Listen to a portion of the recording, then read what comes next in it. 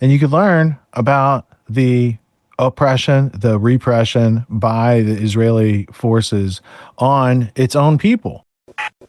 It's funny in the context of seeing that whole debate, and I'm trying to think of the mentality of what Douglas Murray is doing there, because, you know, like you said, he's there to gatekeep, he's there to promote Zionism, and to sort of, he wanted to create a chilling effect and be like, Joe, you need to have less of these anti-war, anti-Israeli voices on, and you need to start having more people who are pro-war and toe the official expert line. Almost like he didn't know the audience he was going in against. And same with Dave Smith. He's just like, oh, this guy's just a comedian. He's not going to know anything about history. Joe Rogan's just a comedian too, by the way.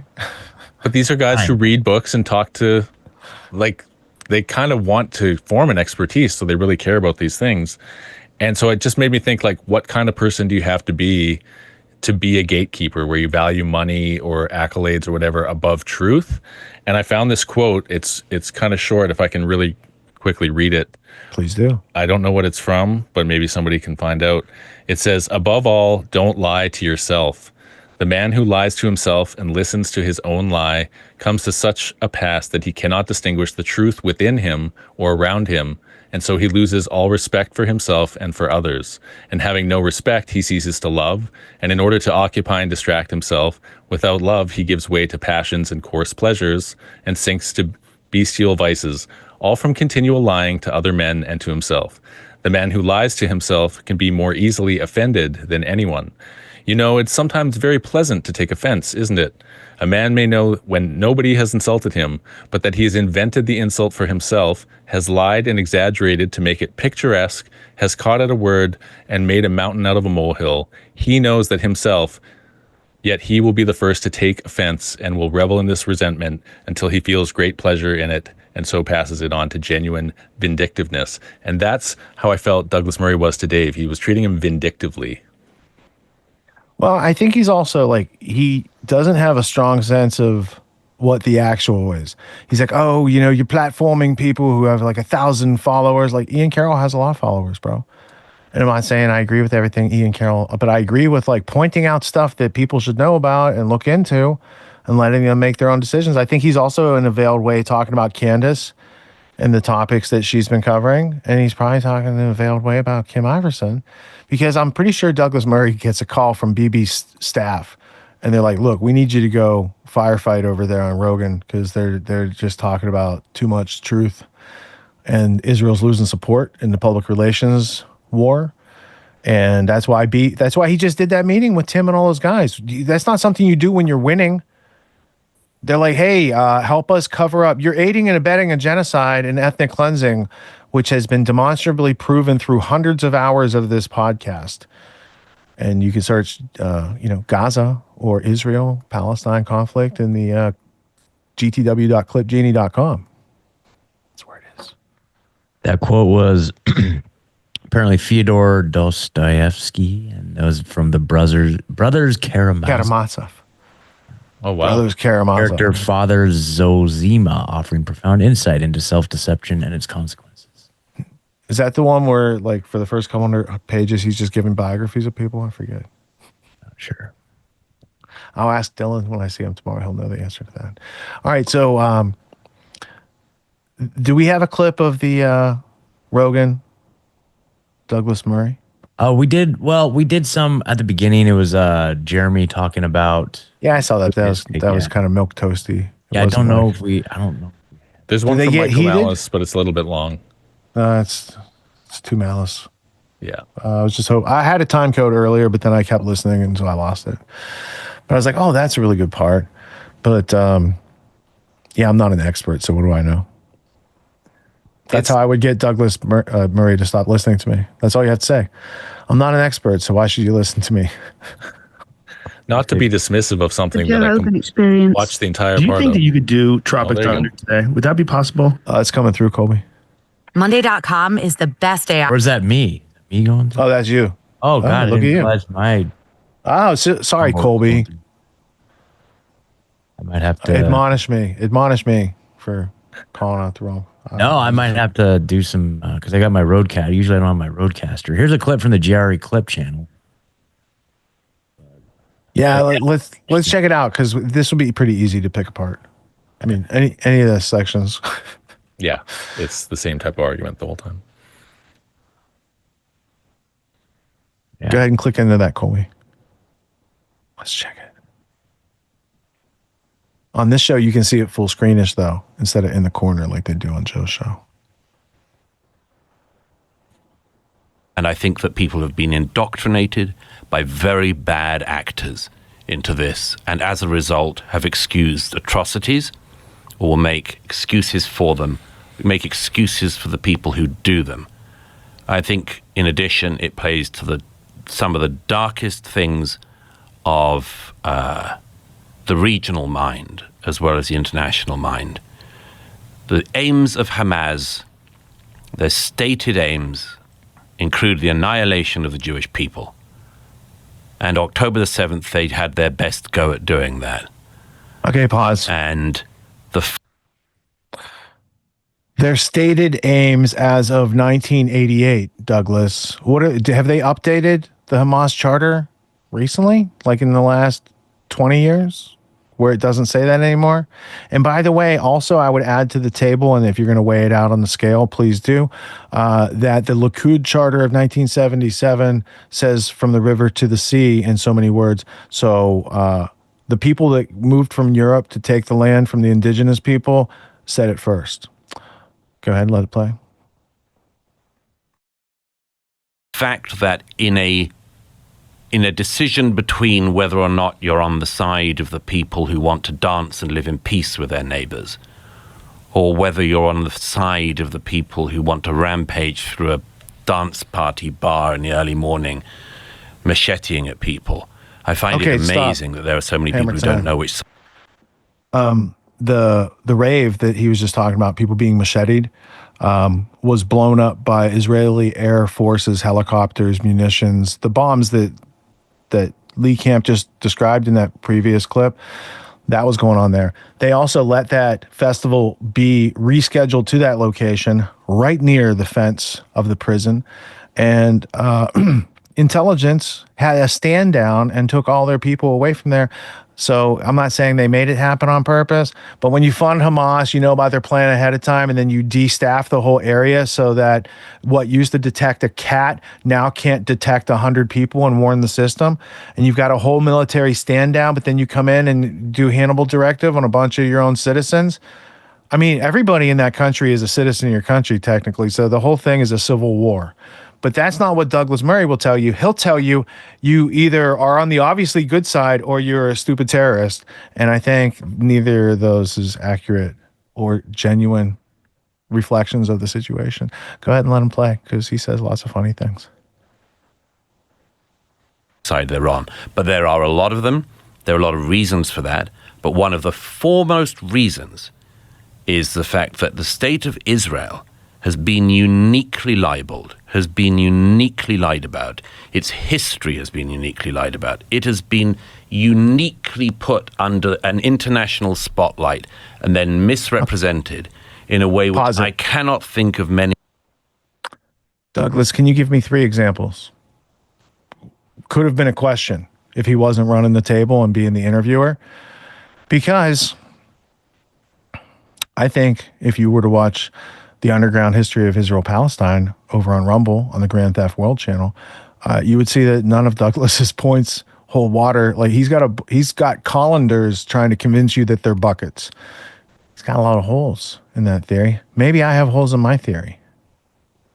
You be the judge. You're the audience. You're supposed to look stuff up and know stuff for yourself. Learn how to think and don't listen to what people tell you to think. Right? You got to learn how to think for yourself. This is us learning how to think as we try to listen to Douglas Murray, but it's very frustrating. All right, let him play. Many other countries in the world that have been treated that way. And there are deep reasons for it and shallow reasons for it. How many countries in the world blackmailed their way into the world stage? I mean, for everything he says, it's like he has to occlude the thing on the other side of the scale. So it's like, why are we weighing anything at all if you're not weighing stuff on the scale? I mean, he definitely is from Oxford, right? He has the resources to figure out what I've figured out, what Paul's figured out, what Scott has figured out, what Seven Seas has figured out, what Jason Burmis has figured out, what Luke Radowski's figured out, what Jay Dyer's figured out, what Derek Rose has figured out, what any number of my colleagues and compatriots have figured out. Whitney Webb, a lot of people, Corbett, Pilato, a lot of people have been publishing for like decades on this. And Douglas Murray is simply impervious to listening to a long form podcast that might be structured in a way that is different from the academia at All Souls College, Oxford, or wherever the fuck he matriculated. The deep reasons include some of the most ancient bigotries of the human heart, and the shallow reasons are people who don't know what the hell they're talking about. Okay, I think that look, I'm not going to speak for what every person out there believes. I don't exactly agree with like the characterization that there was no outpouring of like feeling after October 7th. And certainly like everybody I know was just like, oh my God, this is like a horrific atrocity. And like an unprecedented terrorist attack from Hamas, the worst terrorist attack in Israeli history against Israelis.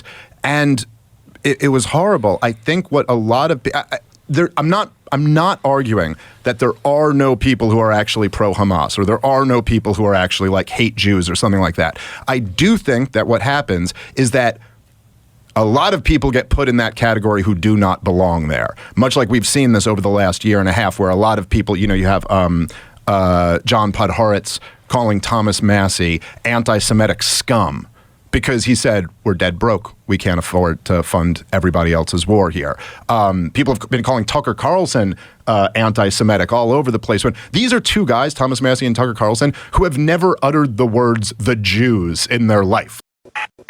I would say maybe Dave's seen some videos, like, because there's lots of video of atrocities going on between Israelis and Palestinians. Well, during this time that they were a sovereign place just surrounded by a blockade, there was something called the Goldstone Report, United Nations fact-finding mission on the Gaza conflict from 2009. And you can read about the Goldstone Report on the Gaza conflict right over here on the Wikipedia. And you could learn about the oppression, the repression by the Israeli forces on its own people. And so to answer the question, what do you think they're doing there is, first off, Bibi said he funded Hamas because it would break out the Palestinian Authority versus this radical sect that no one would get behind. It would help him ethnically cleanse the entire territory, which is the goal ever since Ben-Gurion. If you go back even further in history, I have a number of citations to that effect. But the other point would be the Palestinian incarcerations. And first, I have to map a new button in OBS to do this next trick. So let me make a new button, and Paul's going to cover me while I make a new button. It's called Word Documents. Of course. Yes. I just think it's pretty audacious that Douglas Murray would claim that by not having been to a place, the way he frames it as you need to have the courtesy to visit a place before you actually talk about it, is like, okay, so there's no value in reading books or listening to testimony or watching video, or like there's all these other ways to learn information about a place. Yes, it helps to see a place, but if Douglas Murray argues that, I don't know, going to North Korea and seeing the facade that they'll show you as a tourist and claiming, well, I've seen North Korea, it's fine, it's great there. Like, it's just, there's so many holes in that argument that it's kind of ridiculous. And I don't know, the way I think Rich described it accurately, that he's tabling the discussion because he's trying to frame that he's incredulous that Dave Smith would dare to have an opinion without being an expert, when it's like, you can talk about things that you know, right? And if you're wrong, hey, just like show me your reference and show me the information that shows that I'm wrong, and I'll be happy to change my opinion. You know what I mean? We don't have to insult each other or call each other names for just not knowing something. We should be all trying to fill in each other's blind spots. So when I was testing out ChatGPT, like I mentioned to Seven Seas earlier, I asked it the following questions. I was like, I'd like you to pull together some official sources. And so here's the sources. These are identifying relevant data sources for Palestinians incarcerated in Israel. BBC and Israeli state press, IDF and Israeli government data, United Nations and UNRWA, which allegedly is also a terrorist organization, Amnesty International, Health Data Resources, and then it was conducting searches. It talks about the keywords it would use. 1987 to 1995 Palestinian arrests, right? So we got some time frames together. Then we started collecting data, right? And you'll see there's another prompt I gave it after it started like doing the initial stuff. So from government news reports, you can, it tells you what you're looking for in those things. That's helpful. Writing a report on it, verification. So I said, this looks like an outstanding plan. Would you be willing to marshal these resources and generate the requested report? And then it's like, for sure, historical context and scale of imprisonment, right? More than 800,000 Palestinians have been detained since 1967. So tell me again how it all started on 10/7 with a couple hundred hostages. Patterns of arrest and detention, right? Administrative detention. That is not trial of your peers. It's not a fair jury system. It's a way of ethnically cleansing and discriminating against certain people. So it goes through a variety of pieces of the data, but then it starts to visualize, oh, look, number of Palestinian arrests by Israel, 1987 to 2024. So tell me again how it started on 10/7, because that looks like thousands of people. This says 30,000, 35,000. That's a lot of arrests. Number of Palestinians imprisoned by Israel. Also a rising number over the years from 1990 to the year 2024, 1987 to 2024. Top chart, it explains the number. And then I said, can you please prepare a chart from 1987 to 2024 showing total number of prisoners to include those arrested in the West Bank since 2023, because over 8,000, West Bank had nothing to do with 10/7, and yet they went in there and jacked 8,000 additional Palestinians who are not even with Hamas. Hamas is the ruling government of Palestine and Gaza, and Palestinian Authority has the West Bank. So this is 8,000 additional Palestinians in the West Bank arrested since 10/7, even though the West Bank had nothing to do with 10/7. Look at this graph. Can you tell me what the future of this graph's going to be? Can you tell the trend in this graph? Total number of Palestinians imprisoned by Israel 1987 to 2024. Wow, this is a big number. You almost need a comma in here to see that it's 200,000. That's a lot. How many prisoners did they take on 10/7? More or less than Hannibal Directive killed of its own citizens. Asking for a friend because it's dangerous to ask questions. Escalating tensions and collective punishments, something you do when you're trying to ethnically cleanse a place. Impact on civil society. So it goes through, generates a nice report. Here's a conclusion. The situation reflected in the data is a microcosm of the larger Israeli-Palestinian conflict where security measures often lead to further entrenchment. So I was like, this is bullshit. I said, do you relate more to the Israelis or Palestinians from an individual freedom and objective morality standpoint? This is me playing with ChatGPT back in my first, this is my second search probably. It says, I don't have personal experiences or biases, so it's like I have to stand neutral, otherwise they'll shut me off. They know they can't criticize either. And for individual freedom, for Israelis, Israel faces legitimate security concerns in the protection of its citizens. For Palestinians, the restrictions on movement, land access, self-determination, especially in the West Bank and Gaza, significantly infringe on their individual freedoms. So freedom's okay for Israelis, but not for Palestinians. On objective morality, universal human rights, from an objective morality standpoint, actions on both sides should be evaluated. Yeah, let's see who lived there first and who moved there and said it was their land to take. Based on universal human rights principles. These principles include the right to life, freedom from arbitrary detention, which is what the whole report was about, freedom of movement, which is what a blockade is there to restrict, and the right to self-determination, which has been denied since 1947. Ethical implications. The use of violence against civilians, whether by state or non-state actors, is generally condemned by international law. Similarly, practices like collective punishment, administrative detention without trial, and demolitions of homes raise significant moral and ethical questions. So it continues to go through, in essence, both Israeli and Palestinians have legitimate claims on individual freedom and security. I agree with that. But the ongoing conflict and methods employed by both sides raise complex moral questions. Well, not if you get into the timeline, right? So there's a book from 3,000 years ago. It promises a future land to a group of people who then separated separated, dispersed all over the place, and then suddenly found themselves all in Eastern Europe at the same time and said, even though we're atheists, let's take a biblical pilgrimage and take Palestine off the British in a couple years. That was a good plan. It's interesting. Except that plan was written in the 1800s, and it continued to be mechanized, funded, and carried out as that colonization from Europe into Palestine went on, starting from the Rothschild perspective. French Rothschilds colonized Palestine in 1880s. Ran Aronson of Hebrew University, Two Rothschilds and the State of Israel is the title of the book. All right, so anyway, that's my bit on the 10-7 argument that is so popular in the Douglas Murray crowd. Because they just don't, they know that people don't want to think about atrocities of war. And when they said beheaded babies and massive gang rapes and all that stuff, everyone's like, that's just too brutal. I can't think about it. And that's where they win. Because they separate people from reality. So I know what a false flag attack is, right? That's one country pretending to be another, or one group pretending to be another, and performing an attack so that other people get blamed for it, essentially. But what do you call it when you provoke and needle at a group, whether it's, ethnic Russians in Ukraine or Israel and Palestine? Like, you keep needling them to provoke like an attack so that you can then make yourself out to be the victim or self-defense or whatever. What is there like a term for that?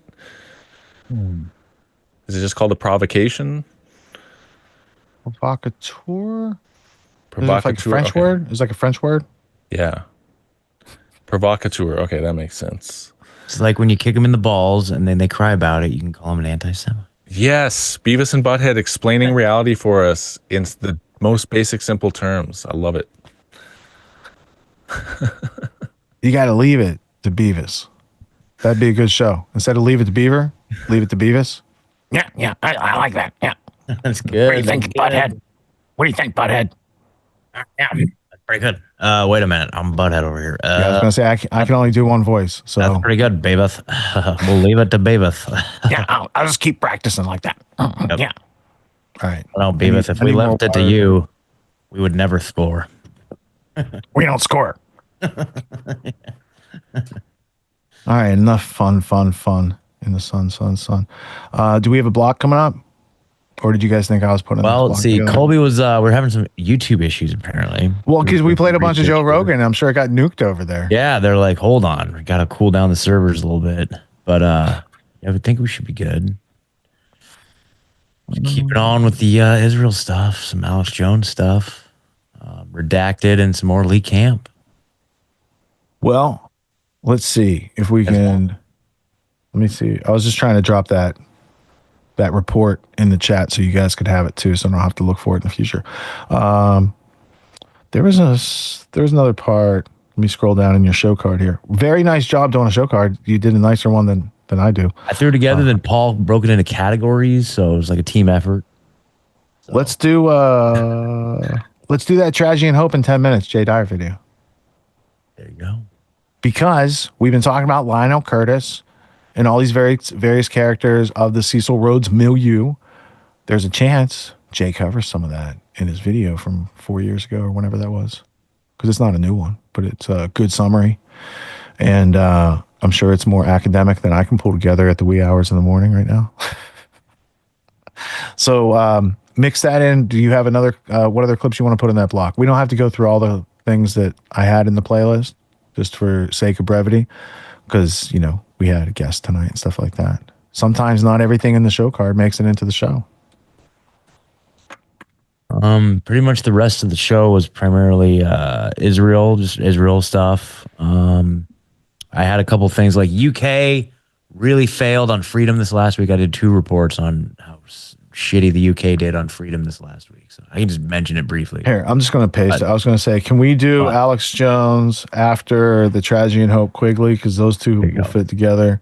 I'm just going to paste a block in here and squint while I do it because I'm not wearing my glasses. But I got both links, and I talked while I was doing it, so it shouldn't be too much for the dead air. And we're almost there. Closer. Boom. There you go, Colby. Hot off the press. Hot off the press.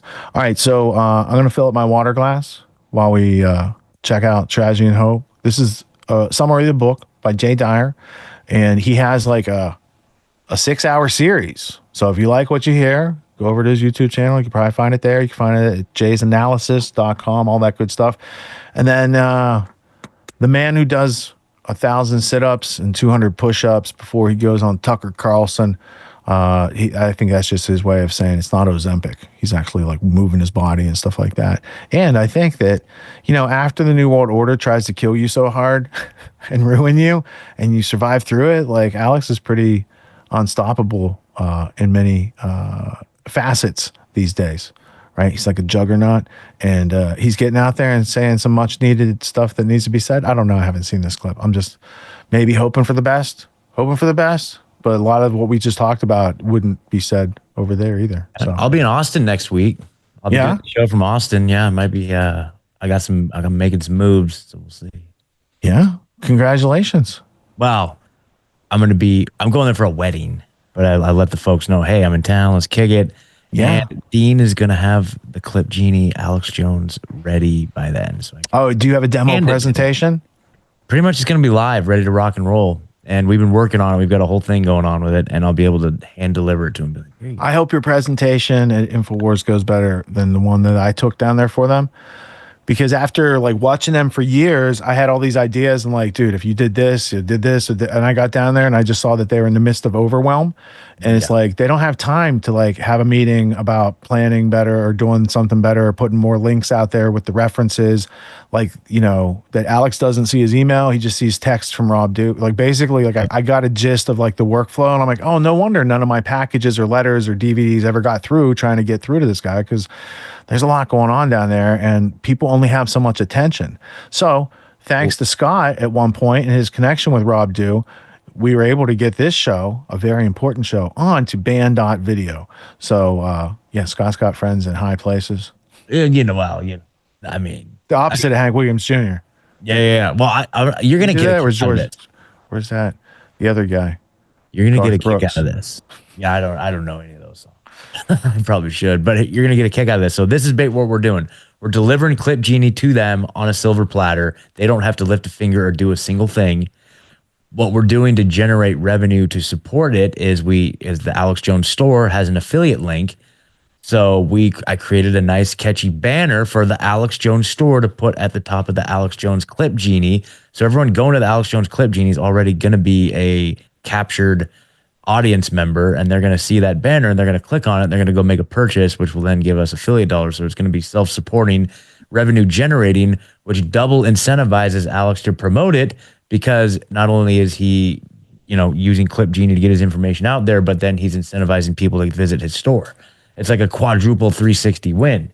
And so I'm thinking like, dude, and so we're just quadruple 360 win. That's some 6D chess right there, bro. Yep. And so I'm thinking like, okay, because he's always on his show being like, Chase, get in there. Last week I was talking about this or that. We're like, dude, we have the thing. So if I can get Alex to turn it into a verb, which we already kind of do, we say, hey, go Clip Genie that. But if Alex is on there screaming, Chase, go Clip Genie this, then it's game over. Especially if they were pulling Clip Genie clips from Grand Theft World to show the evidence on Infowars.com. Exactly. So, and that's a better impression. All you guys out there, all you guys watching, utilize Clip Genie, make clips of this show and get it out there. That's the information has been given to you. Now it's up to you. So, and if you don't do it, we will play a Tim Pool music song. Yep. We will. I will not hesitate. Now that's persuasive rhetoric. That is persuasive rhetoric right there. Twice a year, I teach a course called Autonomy. It's a 12-week course. It teaches leadership, entrepreneur skills, executive skills, all these types of things that I saw were taken out of our education system in order to make the schooling or indoctrination system that we've all probably went through. And it has served us well enough to be interchangeable cogs in the machine of the globalists. But if we want a homestead, if we want write our own ticket, work from home job, work from anywhere type of situation, they're not exactly handing those out at the end of college. They give you a piece of paper and they're like, good luck.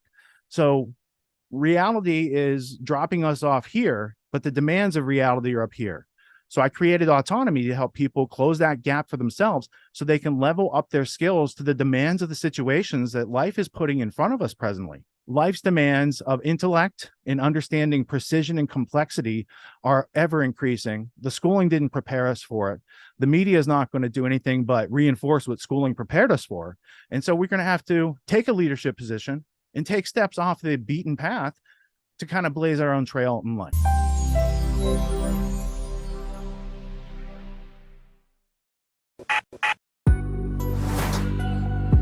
What makes the Grand Theft World podcast unique, invigorating, exciting, and informative? Most other podcasts out there are either doing straight up interviews or they're just covering the daily news. They're covering current events from the day they happened. And that is effective. It's useful.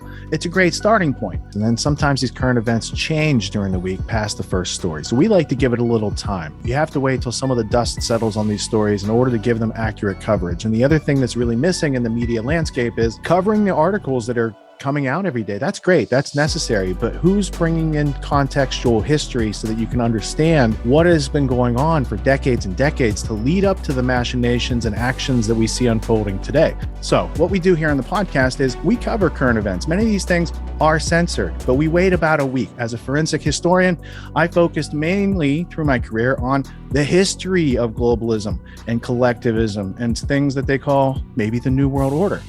There's a lot of facts to these sort of circumstances, groups, events, activities, working groups that they've had over time. So for Grand Theft World listeners, we not only break down the current events, most of which that are censored during the week, we provide you with contextual history, we give you the source notes, the references, we do deep dives, and this really empowers you with an understanding of context and history so that you can make more informed decisions in your life. There's also a community, a membership where you guys can actually ask questions and we can get into the show and we can share evidence. And there's a town hall weekly for Grand Theft World for those who listen to it and are interested in covering the stories that we don't get to during a 6-hour show.